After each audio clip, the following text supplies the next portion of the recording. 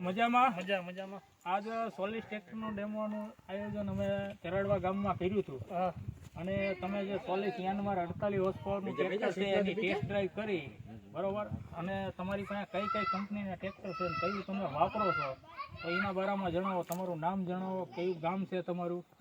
મારું ગામ સુંદરી ભવાની, હળવદ તાલુકો, મોરબી જિલ્લો.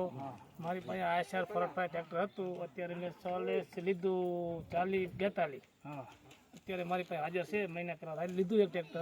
અત્યારે મેં આ ટ્રેક્ટર ટેસ્ટ કર્યો. આ ટ્રેક્ટરની મને મજા આવી. હા, આ ટ્રેક્ટર હજી મારે એકાદો વિચાર છે લેવાનો. 42 15 બે મારા આગળ છે. હા, મહિનામાં અમે 3 લીધા. બરોબર. એમાં અમે જે તમે હલાવો છો 42 15 એમાં એવરેજમાં પહેલા જે આઈસર એવરેજમાં ફેર પડે.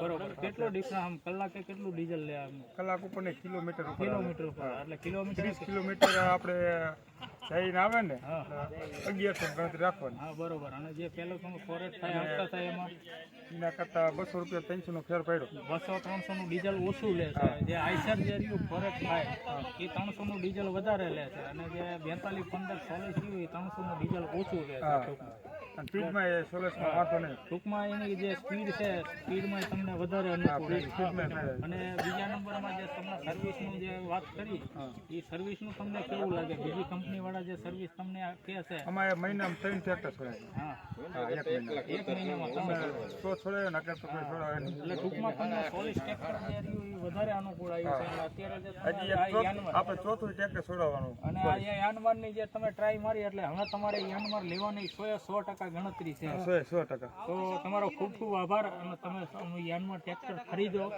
અને વાપરો. સારામાં સારી એવરેજ છે. તમે સોલિસ વાપરો છો અને યાનમાં વાપરો.